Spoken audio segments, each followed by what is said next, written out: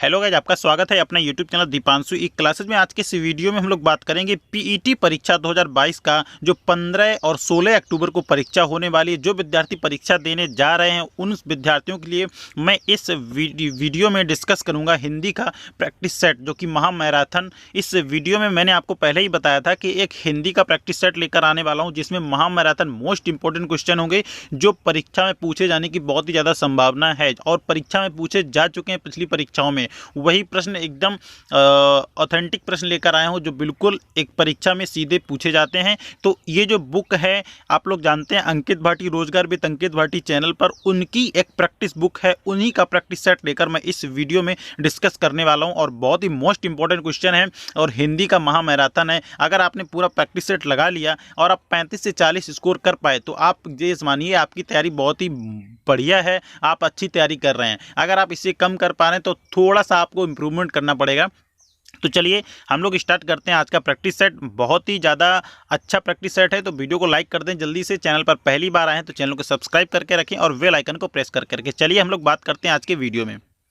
तो आप लोग यहाँ पर देख सकते हैं आज का पहला क्वेश्चन आपके सामने स्क्रीन पर है। सिर्फ क्वेश्चन ही क्वेश्चन पर बात करेंगे, ज़्यादा डिस्कशन नहीं करेंगे क्योंकि समय नहीं है। 50 क्वेश्चन है और बहुत ही बड़ा वीडियो हो जाएगा, 10 से 12 मिनट का वीडियो होगा। तो आप लोग बहुत ही ज़्यादा अच्छे से इसका रिवीजन कर सकते हैं, तैयारी कर सकते हैं। चलिए बात करते हैं। निम्नलिखित में से अशुद्ध बर्तनी का चयन कीजिए। तो इसमें से 4 ऑप्शन दिए गए हैं, तो इसका जो करेक्ट आंसर जाएगा ऑप्शन नंबर बी के साथ जाएगा। शुद्ध बर्तनी जो है द्वारिका है। चलिए अगला क्वेश्चन, क्वेश्चन नंबर 2, हिंदी की मूल उत्पत्ति किस अपभ्रंश से मानी गई है? हिंदी की जो मूल उत्पत्ति है किस अपभ्रंश से मानी गई है? तो ऑप्शन नंबर बी के साथ जाएगा। सौरसेनी अपभ्रंश से हिंदी की उत्पत्ति को माना जाता है।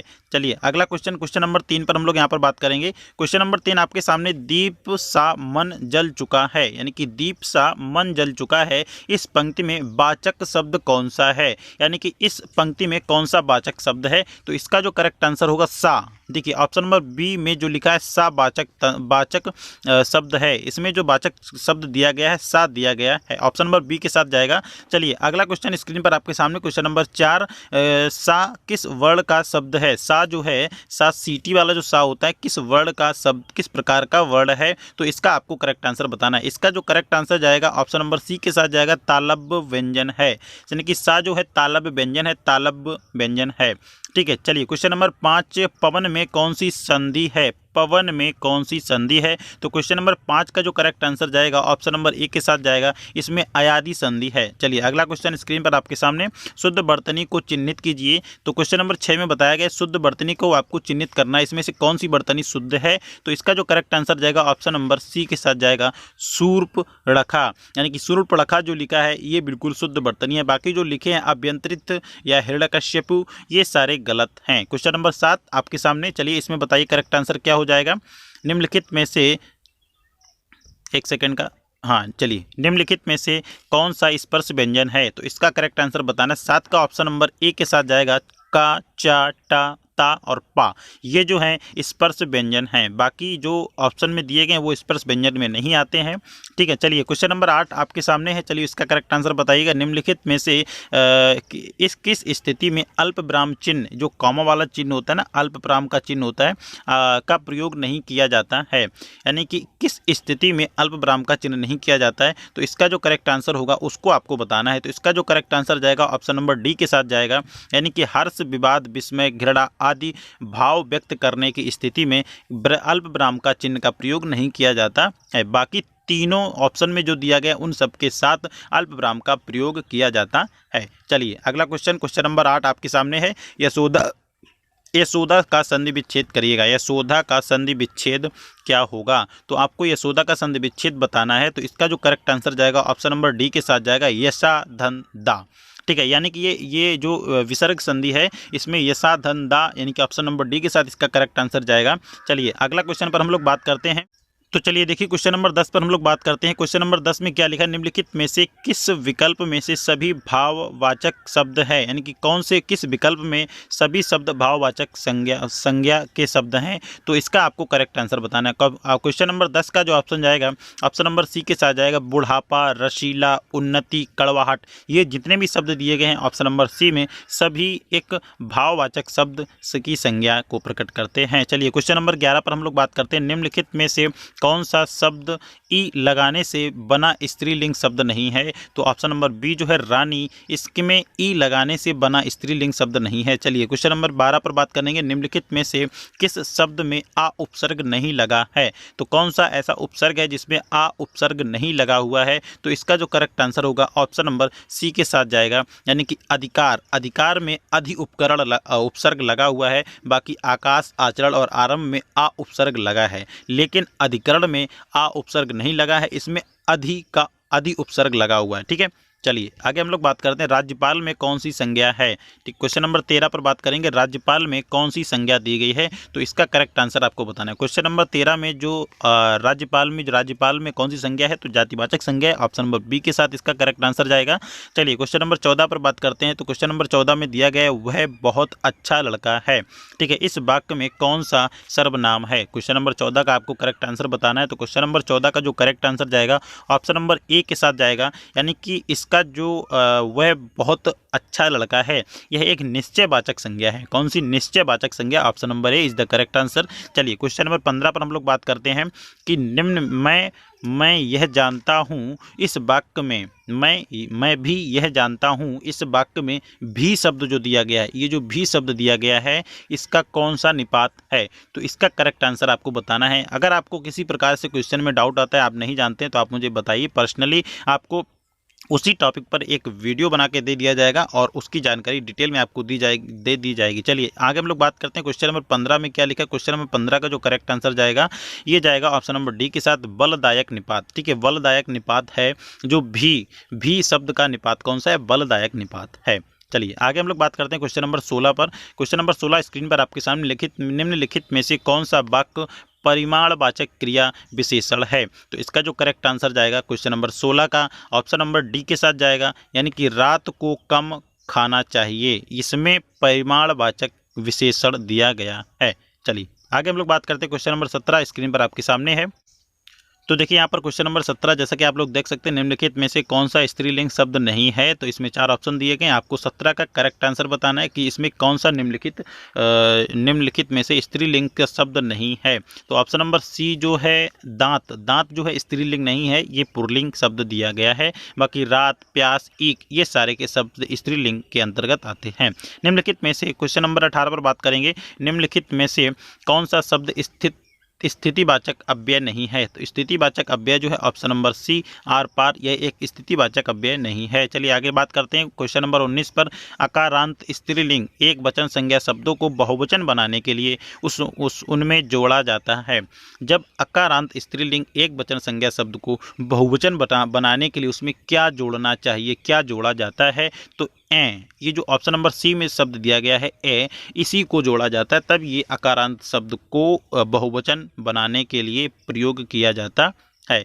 आगे बात करेंगे क्वेश्चन नंबर 20 पर कि छायादार शब्द निम्नलिखित में से किससे संबंधित है? तो जो छायादार शब्द है वो निम्नलिखित में से किससे संबंधित है, इसके बारे में बात करेंगे। क्वेश्चन नंबर 20 का करेक्ट आंसर जाएगा ऑप्शन नंबर बी संकर शब्द, यानी कि छायादार जो शब्द दिया गया है यहाँ पे ये संकर शब्द है, इसी संकर शब्द है। तो option number B is the correct answer. Question number 21 पर बात करेंगे। निम्नलिखित में से कौन सा शब्द बहुवचन शब्द नहीं है? तो इस 4 ऑप्शन में से आपको बताना है कौन सा शब्द ऐसा है जो बहुवचन शब्द के अंतर्गत नहीं आता है। तो बाकी सारे बहुवचन हैं। तो ए जो लिखा है प्रत्येक बहुवचन शब्द नहीं है, ये एक वचन है। बाकी प्राण, आंसू, दर्शन, ये सभी के सभी बहुवचन शब्द हैं। चलिए क्वेश्चन नंबर 22 पर हम लोग बात करेंगे कि क्वेश्चन नंबर 22 में लिखा है कि शिष्य गुरु की शिष्य को ज्ञान देता है, गुरु ही शिष्य को ज्ञान देता है, इस वाक्य में कौन सा कारक है? तो आपको इस प्रश्न में आपको बताना है कौन सा कारक दिया गया। क्वेश्चन नंबर 22 में जो ऑप्शन नंबर सी के साथ जाएगा, यानी कि संप्रदान कारक, गुरु ही शिष्य को ज्ञान देता है, यानी कि लेन देन की बात हो रही है, तो संप्रदान को के लिए, ठीक है, कि कोई किसी के लिए कुछ कर रहा है। मैं डिस्कस नहीं कर पाऊंगा ज़्यादा क्योंकि वीडियो लंबा हो जाएगा, बहुत ही बड़ा हो जाएगा, 50 क्वेश्चन बहुत होते हैं। चलिए क्वेश्चन नंबर 23 पर बात करेंगे। अगर आपको इसके बारे में डिटेल में जानकारी चाहिए तो प्रॉपर इसके एक एक करके एपिसोड, हर एक संप्रदान कारक के बारे में, संज्ञा, सर्वनाम, क्रिया, विशेषण, जो भी हिंदी में कोई प्रश्न पूछे जाते हैं उसके बारे में डिटेल में अपना नोट्स जो है प्रॉपर मैंने प्रिपेयर किया है, उसी को मैं आपको बता दूंगा कि कैसे कैसे इन सभी को पहचानते हैं। तो आप लोग कमेंट करके बताएं अगर आपको किसी प्रकार की कोई समस्या समस्या आ रही है तो कमेंट करके बताएं, उसका समाधान हमारी टीम आपके साथ जरूर करेगी, तो उसका रिप्लाई जरूर किया जाएगा। आप लोग बेधड़क कमेंट कीजिएगा, बिल्कुल बताइएगा क्या आपको इश्यू आ रहा है, किसी भी प्रकार से रिलेटेड हो तो कमेंट करके जरूर बताइएगा। आप मुझसे टेलीग्राम से भी फॉलो कर सकते हैं, वहाँ पर आप जुड़ सकते हैं, वहाँ पर आप मुझसे पर्सनली बात कर सकते हैं। तो टेलीग्राम चैनल का लिंक भी नीचे डिस्क्रिप्शन बॉक्स में दिया गया है, वहाँ से आप उसको लिंक पर जाकर टेलीग्राम चैनल से जुड़ सकते हैं। और वहाँ पर चलिए तो पहले हम लोग क्वेश्चन पर बात करते हैं। क्वेश्चन नंबर 23 पर बात करेंगे, बाकी तो बाद में बातें होती रहेंगी। क्वेश्चन नंबर 23 पर देखिए लिखा है, निम्नलिखित में से किस वाक्य में अकर्मक क्रिया का प्रयोग है। अकर्मक सकर्मक नहीं जानते हैं बहुत ही विद्यार्थी के, अकर्मक क्रिया कैसे पहचाने, सकर्मक कैसे पहचाने, इसके बारे में मैं बहुत ही अच्छे से मैंने नोट्स बनाया हुआ है, उसको भी मैं आपको बता सकता हूं। अगर आपको किसी प्रकार की समस्या आती है इनको पहचानने में, बहुत ही अच्छे से ट्रिक बताऊंगा ताकि कभी नहीं भूलेंगे आप। चलिए बात करते हैं अकर्मक और सकर्मक क्रिया। इसका जो करेक्ट आंसर जाएगा ऑप्शन नंबर सी के साथ जाएगा, पानी बरस रहा है। इस वाक्य में अकर्मक क्रिया का प्रयोग किया गया है। चलिए क्वेश्चन नंबर 24 पर बात करेंगे, टहलना स्वास्थ्य के लिए अच्छा है। इस वाक्य में टहलना क्या है। टहलना जो है स्वास्थ्य के लिए अच्छा होता है। क्वेश्चन नंबर 24 का करेक्ट आंसर जाएगा क्रियार्थक संज्ञा। टहलना जो है क्रियार्थक संज्ञा है। चलिए क्वेश्चन नंबर 25 पर हम लोग बात करेंगे, हल्दी का तत्सम शब्द क्या है। तो हल्दी का जो तत्सम शब्द है इसका करेक्ट आंसर क्या हो जाएगा, इसका आपको करेक्ट आंसर बताना है। हल्दी का जो करेक्ट आंसर होगा क्या होगा, जल्दी बताइए। क्वेश्चन नंबर 25 का करेक्ट आंसर जाएगा ऑप्शन नंबर बी के साथ, हरिद्रा। ठीक है, हरिद्रा इसका करेक्ट आंसर जाएगा ऑप्शन नंबर बी के साथ, तो option number B is the correct answer. चलिए आगे क्वेश्चन पर हम लोग बात करते हैं। क्वेश्चन नंबर 26 क्या है, आपके सामने स्क्रीन पर है। देखिए क्वेश्चन नंबर 26 में लिखा हुआ है कि शुद्ध बर्तनी का चयन कीजिए, यानी कि इसका जो करेक्ट आंसर क्या होगा, शुद्ध बर्तनी। 4 ऑप्शन दिए गए हैं, आपको इसमें शुद्ध बर्तनी का चयन करना है कि कौन से वाक्य में शुद्ध बर्तनी है। तो ऑप्शन नंबर बी जो करेक्ट आंसर होगा, माता पिता पूजनीय हैं। देखिए आपको एक एक बिंदु तक देखना है, जैसे इसमें है लिखा तो इसके साथ क्या ठीक सटीक बैठ रहा है, बिल्कुल आपको अच्छे से देखना है। माता पिता पूजनीय हैं, तो option number B is the correct answer. इसका correct answer option number B हो जाएगा। क्वेश्चन नंबर 27 पर बात करते हैं कि खंडहर का तत्सम क्या है। खंडहर का तत्सम क्या होगा। तत्सम जो होता है संस्कृत शब्द होता है। चलिए क्वेश्चन नंबर 27 का करेक्ट आंसर बताइए क्या हो जाएगा। क्वेश्चन नंबर 27 का करेक्ट आंसर जाएगा ऑप्शन नंबर डी के साथ, खंडग्रह।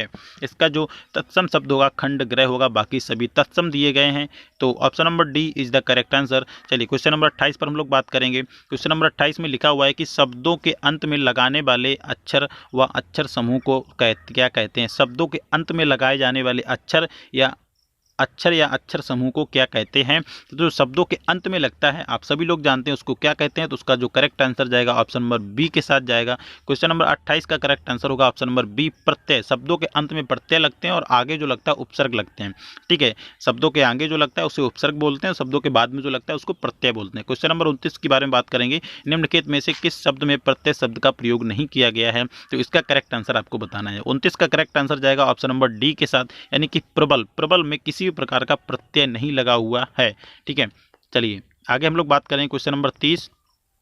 क्वेश्चन नंबर 30 में लिखा है, किस छंद में 4 चरण होते हैं और प्रत्येक चरण में 16 मात्राएं होती हैं, उसको क्या कहा जाता है। तो इसका जो करेक्ट आंसर जाएगा ऑप्शन नंबर बी के साथ जाएगा, चौपाई। चौपाई जो होता है उसमें 4 चरण होते हैं और प्रत्येक चरण में 16 मात्राएं होती हैं। और कैसे मात्राएं को गिना जाता है इसके बारे में बहुत ही अच्छे से मैं आपको बता दूंगा कैसे मात्राओं को गिना जाता है। बहुत विद्यार्थी मात्राओं को नहीं गिन पाते हैं, क्योंकि जब पैराग्राफ आता है 4 चौपाई दी होती है तो कैसे पहचानेंगे कि 4 चरण होते हैं। 4 चरण तो कई जगह होते हैं। ठीक है, तो मात्राओं को गिन कर आप पहचान सकते हैं कि ये चौपाई है। ठीक है, चलिए आगे हम लोग बात करते हैं क्वेश्चन नंबर 31 पर, निम्नलिखित में से निर्धनता निर्मूलन कार्य गति से नहीं हो सका, इस वाक्य में रिक्त स्थान को भरने के लिए उपयुक्त शब्द कौन सा जाएगा। यहाँ पर जो रिक्त स्थान है वहाँ पर कौन सा शब्द भरा जाएगा। क्वेश्चन नंबर 31 का करेक्ट आंसर जाएगा ऑप्शन नंबर डी के साथ, प्रशंसनीय। यानी कि भारत में निर्धनता निर्मूलन कार्य प्रशंसनीय गति से नहीं हो सकता है। ठीक है, तो इसका करेक्ट आंसर जाएगा ऑप्शन नंबर डी के साथ, प्रशंसनीय। चलिए आगे बात करते हैं क्वेश्चन नंबर 32, ऋषि का विशेषण शब्द क्या है। तो ऋषि का विशेषण शब्द क्या है इसके बारे में यहाँ पर देखिए 4 ऑप्शन है आपके सामने, आपको 32 का करेक्ट आंसर बताना है। तो ऋषि का जो करेक्ट आंसर होगा आर्ष। Correct answer option number B is the correct answer. चलिए सी ऑप्शन के साथ जाएगा आर्स, इसका जो है करेक्ट आंसर हो जाएगा। क्वेश्चन नंबर 33 पर बात करें कि चरण कमल में कौन सा समास दिया गया है। तो क्वेश्चन नंबर 33 का जो करेक्ट आंसर जाएगा ऑप्शन नंबर बी के साथ जाएगा, यानी कि कर्मधारय समास दिया गया है इसमें चरण कमल में, कर्मधारय समास। आगे हम लोग बात करेंगे क्वेश्चन नंबर 31 में। ये एक पैराग्राफ दिया गया है। दिए गए वाक्य में पहले और अंतिम शब्द को क्रमशः 1 और 6 की संज्ञा दी गई। इसके बीच में लाने वाले अंशों को 4 भागों में बांटकर इसकी संख्या दी गई। चारों को उचित क्रम में नहीं है, इन्हें उचित क्रम में लगाइए, सही वाक्य का निर्माण हो। ठीक है, चलिए आगे हम लोग बात करते हैं इसमें क्या लिखा हुआ है। पूरा जब प्रश्न पढ़ेंगे तब आपको समझ में आएगा। चलिए क्वेश्चन नंबर 34 का जो देखने वाले हैं, क्या प्रश्न दिए गए हैं उसको देख लेते हैं पहले। चलिए देखिए क्वेश्चन नंबर इसमें जो सकारात्मक सोच कैसी होती है, इसको आपको सेट करना है। यारा ला वा कौन कैसे आएगा, तो इसका जो करेक्ट आंसर होगा क्वेश्चन नंबर 34 का ऑप्शन नंबर बी के साथ जाएगा, यानी कि सार्थक। ठीक है, रा। अब देखिएगा क्वेश्चन नंबर बी के साथ जाएगा या ला, पहले ला आएगा, ला यानी कि सकारात्मक सोच ही जीवन की, फिर इसके बाद सार्थक है या सार्थक ही, और वाह सफलता और सफलता ही, यानी कि ऑप्शन नंबर बी के साथ इसका जाएगा। जैसे आप इंग्लिश में आपने PQRS देखे होंगे, PQRS तो आपने इंग्लिश में किए होंगे, तो उसी तरह से आपको इसको सेट करना होता है। तो बहुत ही इसका correct answer option number B के साथ जाएगा। अच्छा क्वेश्चन था। चलिए आगे हम लोग बात करते हैं। क्वेश्चन नंबर 35 में लिखा है, जब पानी बरसता है तभी मेंढक बोलते हैं। इस वाक्य में जब पानी बरसता है कौन सा शब्द है, तो इस वाक्य में जो करेक्ट आंसर होगा आपको इसका करेक्ट आंसर बताना है। क्वेश्चन नंबर 35 का correct answer option number B के साथ जाएगा, क्रिया विशेषण उपवाक्य। ठीक है, क्रिया विशेषण उपवाक्य है इस वाक्य में, जब पानी बरसता है। चलिए क्वेश्चन नंबर 36 पर बात करेंगे। क्वेश्चन नंबर 36 में देखिए लिखा, आस्तीन का सांप का मुहावरे का अर्थ क्या होगा। आस्तीन का सांप, ये एक मुहावरा है कि आस्तीन का सांप होना, इस मुहावरे का अर्थ क्या है। तो क्वेश्चन नंबर 36 का करेक्ट आंसर जाएगा ऑप्शन नंबर ए के साथ, कपटीय मित्र, यानी कि कपटी मित्र को ही आस्तीन का सांप बोला जाता है। क्वेश्चन नंबर 37 पर बात करेंगे, निम्नलिखित में से कौन सा शब्द विशेष है, तो इसका करेक्ट आंसर आपको बताना है। 37 का करेक्ट आंसर होगा ऑप्शन नंबर बी, यानी कि उन्नति। ठीक है, कौन सा विशेष है, उन्नति जो है एक विशेष है, बाकी सारे के सारे विशेषण दिए गए हैं। चलिए आगे हम लोग बात करते हैं क्वेश्चन नंबर 38 पर। क्वेश्चन नंबर 38 में बताया गया है, निम्नलिखित में से किस शब्द में अव्ययी भाव समास नहीं है, तो इसका करेक्ट आंसर आपको बताना है। 38 का जो ऑप्शन नंबर जाएगा, ऑप्शन नंबर सी के साथ इसका करेक्ट आंसर जाएगा, ग्रहागत। यह एक अव्ययी भाव समास नहीं है। ठीक है, चलिए आगे हम लोग बात करते हैं निम्नलिखित में से। क्वेश्चन नंबर 39 पर बात करेंगे, निम्नलिखित में से शुद्ध वाक्य की पहचान कीजिए। 4 वाक्य आपके सामने दिए गए हैं, उसको आपको शुद्ध वाक्य पहचानना है कि कौन सा शुद्ध वाक्य हो जाएगा। आप लोग वीडियो को पॉज करके क्वेश्चन को अच्छे से पढ़ें, समझें कि क्या होगा, उसके बाद आंसर देखें। कि मैं बहुत ही स्पीड में बता रहा हूँ, मुझे पता है आप लोगों को दिक्कत हो रही होगी, तो आप लोग वीडियो को पॉज करके ही अपने आंसर को सोचें। 1 से 1 मिनट तक लें, वीडियो को रोक करके उसको पढ़ें, समझें, उसके बाद ही टिक करें और फिर देखिएगा मैं क्या करेक्ट आंसर बता रहा हूँ, तो आप लोग ऐसे करके टिक कर सकते हैं। चलिए क्वेश्चन नंबर 39 का जो करेक्ट आंसर जाएगा ऑप्शन नंबर बी के साथ जाएगा, यह कविता अनेक भाव प्रकट करती है। इस वाक्य में शुद्ध वर्तनी शुद्ध पहचान कीजिए, इसी वाक्य को शुद्ध माना जाएगा, बाकी सारे के सारे गलत हैं। क्वेश्चन नंबर 40 पर बात करेंगे। चलिए अभी बहुत क्वेश्चन है, अभी 10 से 11 क्वेश्चन है। हेरम निम्नलिखित में से किसका पर्यायवाची है, तो क्वेश्चन नंबर 40 का जो करेक्ट आंसर जाएगा, गणेश का पर्यायवाची है हेरम। 41 पर बात करेंगे, निम्नलिखित में से कौन सा अनेकार्थी शब्द नहीं है, तो इसमें से कौन सा अनेकार्थी शब्द नहीं है, इसका करेक्ट आंसर आपको बताना है। Option number D is the correct answer. राजा शब्द जो है अनेकार्थी शब्द नहीं है। ठीक है, चलिए क्वेश्चन नंबर 42 पर बात करेंगे। सृष्टि शब्द का विलोम आपको बताना है। सृष्टि का विलोम क्या हो जाएगा, ऑप्शन नंबर ए प्रलव जो होगा सृष्टि का विलोम हो जाएगा। चलिए आगे हम लोग बात करते हैं क्वेश्चन नंबर 43 पर।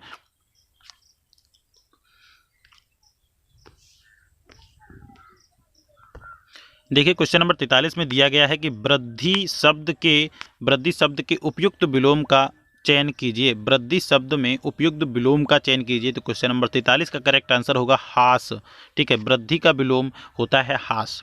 आगे बात करेंगे क्वेश्चन नंबर 44 में दिया गया, जिसकी कामना की जा सके, वाक्यांश के लिए एक शब्द का प्रयोग करना है। आपको एक शब्द बताना है जिसकी कामना की जा सके, उसको क्या कहते हैं। तो क्वेश्चन नंबर 44 का करेक्ट आंसर होगा ऑप्शन नंबर ए कमनीय, उसको कमनीय बोला जाता है। आगे बात करते हैं क्वेश्चन नंबर 45 पर, निम्नलिखित में से अशुद्ध वाक्य का चयन कीजिए। यानी कि 4 ऑप्शन आपके सामने दिए गए, उसको आपको करेक्ट आंसर बताना है। क्वेश्चन नंबर 45 का करेक्ट आंसर जो होगा ऑप्शन नंबर सी के साथ जाएगा। शास्त्री जी की मृत्यु से हमें बड़ा खेद हुआ, इसका करेक्ट आंसर हो जाएगा। ठीक है, इसी में अशुद्ध वाक्य का चयन किया गया है, बाकी आपके सारे के सारे वाक्य सही दिए गए हैं, करेक्ट दिए गए हैं। यही एक वाक्य जो है ऑप्शन नंबर सी में, शास्त्री जी की मृत्यु से हमें बड़ा खेद हुआ, ये गलत दिया गया है। आगे बात करते हैं क्वेश्चन नंबर 46 पर। क्वेश्चन नंबर 46 में देखिए दिया गया है वड़वानल शब्द के लिए एक उपयुक्त वाक्यांश है। तो इसका जो वड़वानल शब्द है इसके लिए उपयुक्त वाक्यांश क्या हो जाएगा? क्वेश्चन नंबर 46 का, समुद्र में लाने लगने वाली आग, इसी को वड़वानल कहते हैं। यानी कि option number C is the correct answer question number 46 का। चलिए क्वेश्चन नंबर 47 पर बात करते हैं। 47 क्वेश्चन नंबर, रक्तलोचन निम्नलिखित में से किसका पर्यायवाची है? तो क्वेश्चन नंबर 47 का correct answer option number B के साथ जाएगा। रक्तलोचन यानी कि कबूतर को कहते हैं, इसका पर्यायवाची है। क्वेश्चन नंबर 48 पर बात करेंगे। क्वेश्चन नंबर 48 से 50 तक एक आपको पैराग्राफ दिया गया है, उसको आपको पढ़ करके उसके निर्देश दिए गए हैं, उसको ध्यान से पढ़कर और उसके नीचे दिए गए प्रश्नों के उत्तर आपको देने हैं। तो आप लोग इसको आप पढ़ सकते हैं कि राष्ट्र के सर्वांगीण विकास के लिए चरित्र निर्माण परम आवश्यक है। जिस प्रकार वर्तमान में भौतिक निर्माण का कार्य अनेक योजनाओं के माध्यम से तीव्र गति के साथ संपन्न हो रहा है, वैसे ही वर्तमान में सबसे बड़ी आवश्यकता यह है कि देशवासियों के चरित्र निर्माण के लिए प्रयत्न किया जाए। उत्तम चरित्रवान व्यक्ति ही राष्ट्र की सर्वोच्च संपदा और जनतंत्र के लिए एक महान कल्याणकारी योजना है। जन समाज में राष्ट्र, संस्कृति, समाज एवं परिवार के प्रति हमारा क्या कर्तव्य है, क्या पूर्ण रूप से बोध कराना, राष्ट्र में व्याप्त समग्र भ्रष्टाचार के प्रति निषेधात्मक वातावरण का निर्माण करना ही चरित्र का प्रथम सोपान है। तो ये पैराग्राफ दिया गया है, आप लोग इसको पढ़ सकते हैं, पढ़ लीजिएगा इस पैराग्राफ को। ठीक है, आप इसका स्क्रीनशॉट ले लीजिएगा पहले इस पैराग्राफ को, उसके बाद आप इसका करेक्ट आंसर दे पाएंगे। तो आप लोगों ने आई होप स्क्रीनशॉट ले लिया होगा। अब चलते हैं क्वेश्चन पर, क्या क्वेश्चन दिए गए उसको देख लेते हैं। देखिए क्वेश्चन नंबर 48 में क्वेश्चन दिया गया चरित्र निर्माण की परम आवश्यकता है। तो चरित्र निर्माण की परम आवश्यकता क्या होगी? 48 का करेक्ट आंसर जाएगा ऑप्शन नंबर बी के साथ, राष्ट्र के सर्वांगीण विकास के लिए पर चरित्र निर्माण की परम आवश्यकता है। चलिए क्वेश्चन नंबर 49 पर बात करेंगे। क्वेश्चन नंबर 49, जनतंत्र के लिए लाभकारी हो सकते हैं। तो जनतंत्र के लिए क्या लाभकारी हो सकता है, इसका आपको करेक्ट आंसर बताना है। ऑप्शन नंबर क्वेश्चन नंबर 49 का जो करेक्ट आंसर जाएगा ऑप्शन नंबर सी के साथ जाएगा। उत्तम चरित्रवान व्यक्ति ही जनतंत्र के लिए लाभकारी हो सकते हैं। आज का लास्ट क्वेश्चन, क्वेश्चन नंबर 50 पर बात करेंगे। तो क्वेश्चन नंबर 50 में देखिए साफ साफ लिखा हुआ है, इसका करेक्ट आंसर आपको बताना है। उन्नति राष्ट्र के लिए विकास का प्रथम सोपान है। यानी कि जो उन्नति है वो राष्ट्र के लिए विकास का प्रथम सोपान है। तो इसका करेक्ट आंसर आपको बताना है। तो इसका करेक्ट आंसर जाएगा ऑप्शन नंबर ए के साथ, भ्रष्टाचार के प्रति निषेधात्मक वातावरण, इसका करेक्ट आंसर हो जाएगा option number A is the correct answer. तो आई होप आप लोगों को वीडियो पसंद आया होगा। वीडियो पसंद आया हो तो वीडियो को लाइक करें। वीडियो को अभी तक आप लोगों को लाइक नहीं किया तो वीडियो को लाइक कर दें, और चैनल पर पहली बार आए हैं तो चैनल को सब्सक्राइब करके रखें और बेल आइकन को प्रेस करके रखें। इसी तरह से हर प्रकार का प्रैक्टिस सेट आप लोगों को दे दिया जाएगा, हिंदी का, रीजनिंग का, मैथ का, जो भी आता है पीईटी परीक्षा से संबंधित होगा तो मैराथन के रूप में आपको इसका प्रैक्टिस सेट दिया जाएगा। इसका अगला प्रैक्टिस सेट भी मैं आपके लिए लेकर आऊँगा। और इससे पहले मैंने आप लोगों को करंट अफेयर्स का एक क्वेश्चन का एक लेक्चर दिया था, उसको अगर अभी तक आप लोगों ने नहीं देखा है तो जाकर देखिए। बहुत ही मोस्ट इंपॉर्टेंट क्वेश्चन है जो पीईटी परीक्षा में पूछे जाते हैं और पूछे जाएंगे, जाने की उम्मीद बहुत ज़्यादा है। अगर आपने उस वीडियो को देखा तो 1 से 2 प्रश्न आपको जरूर उसमें से फंसने वाले हैं। तो आप लोग वीडियो को जरूर देखें और इस वीडियो को लाइक करें, शेयर करें अपने दोस्तों के साथ। चलिए फिर मिलते हैं नेक्स्ट वीडियो के साथ, तब तक के लिए जय हिंद, जय भारत।